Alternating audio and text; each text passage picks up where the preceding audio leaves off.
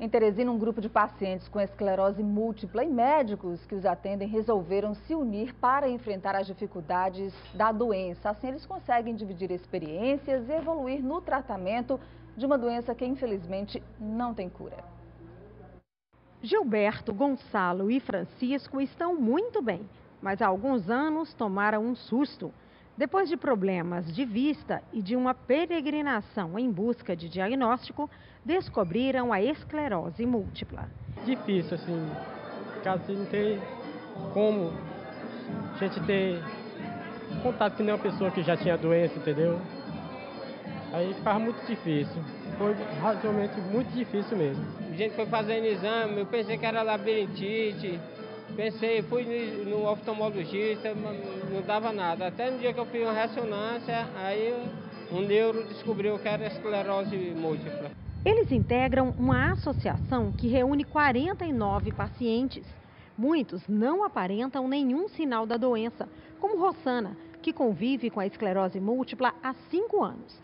Mas ela já passou por um período difícil. Começou com uma pequena dormência no membro inferior, no meu pé esquerdo, e foi se alastrando. Daí foi uma maratona atrás de médico para se descobrir qual médico realmente eu conseguiria o diagnóstico. Outros pacientes, como o seu Odilo, viram a realidade mudar e tiveram que adaptar a rotina às limitações impostas pela doença.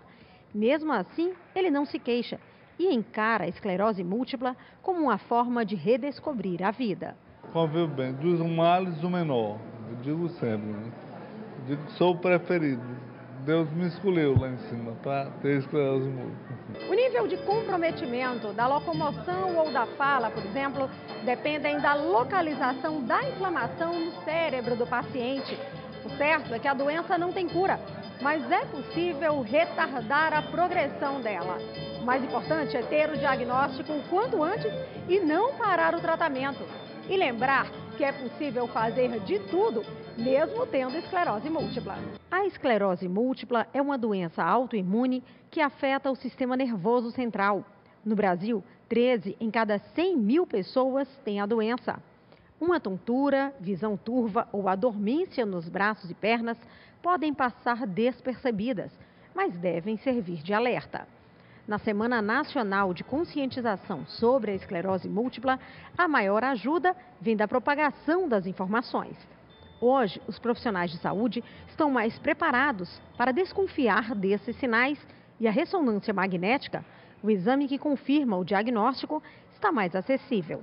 Já que é uma doença aleatória, de causa desconhecida e que ninguém tem como evitar, encarar o desafio, enfrentar o preconceito e conviver com a esclerose múltipla torna tudo mais fácil. Acham que ter esclerose múltipla é ficar gaga, ficar esclerosado, não ter mais consciência das coisas, quando na verdade não é nada disso. A esclerose múltipla é uma doença autoimune, é uma doença inflamatória crônica do sistema nervoso, que pode atacar a visão, a fala, a locomoção e pode até dificultar a memória, mas não é uma doença mental.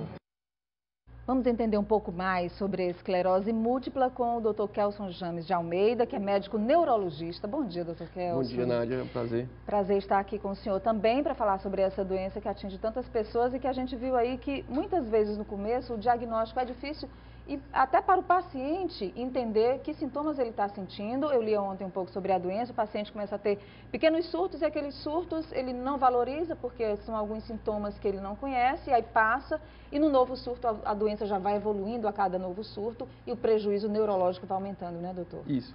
A doença acontece com sintomas neurológicos que dependem do lugar da lesão desmielinizante. A lesão que gera a lesão na bainha de mielina. É como se o corpo não reconhecesse a bainha de mielina e isso causa a lesão neurológica. Tá, e a partir desses pequenos sintomas que a gente falou aí, né, da tontura, da dormência, o paciente já deve procurar um neurologista? Sim.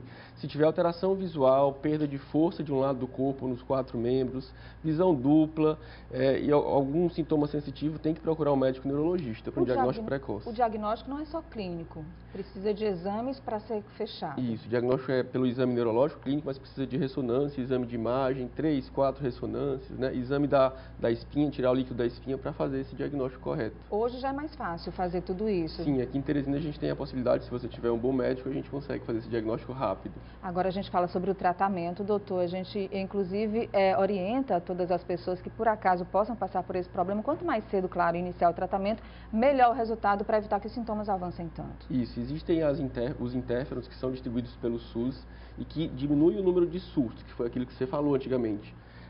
Essa redução do número de surtos diminui a desabilidade, diminui o comprometimento associado à doença. E procurar também associações como a PEN, que realizam um trabalho fundamental de reconhecimento da doença, de conhecimento e de esclarecimento. Isso é fundamental para enfrentar a doença. Em que faixa etária a doença costuma aparecer, se manifestar? É mais comum, Nádia, nas mulheres jovens. Mas em todas as faixas etárias, até idosos de 50, a gente pode ter doença também.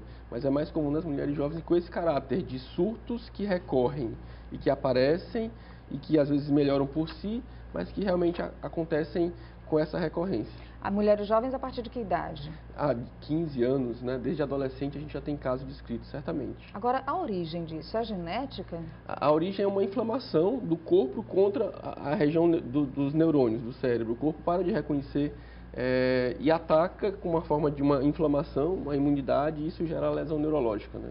E quem tem casos na família tem mais chances de ter? Não existe esse comportamento genético de herança genética. Normalmente os casos são esporádicos mesmo. Ainda não tem cura, doutor, essa doença? Mas tem tratamento e o tratamento ele é distribuído pelo SUS e o tratamento diminui a desabilidade, diminui o comprometimento e melhora a qualidade de vida do paciente. E a expectativa de vida também, já que se trata de uma doença neurológica degenerativa e crônica, essa possibilidade de melhorar a qualidade de vida e também aumentar a expectativa de vida dos pacientes é muito boa hoje. Com certeza, e tratar a dor e tratar a espasticidade, que é a dureza nos membros, e melhorar realmente a qualidade de vida. A Ângela perguntava quais os exames, o doutor já falou aqui, que exames como a ressonância ajudam a fazer o diagnóstico, colher o líquido na coluna. O líquido também. da coluna, que a gente chama de punção lombar, né?